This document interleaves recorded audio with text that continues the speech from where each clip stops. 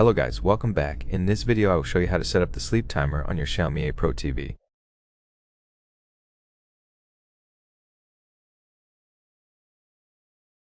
Press the gear button on your remote, then select all settings and scroll down to System.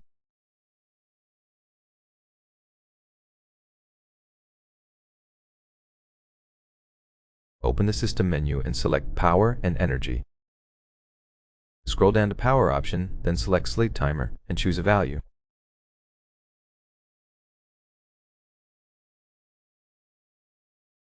Your TV will start the sleep timer for that amount of time, and after it elapses, your TV will turn off. To disable it, select Off.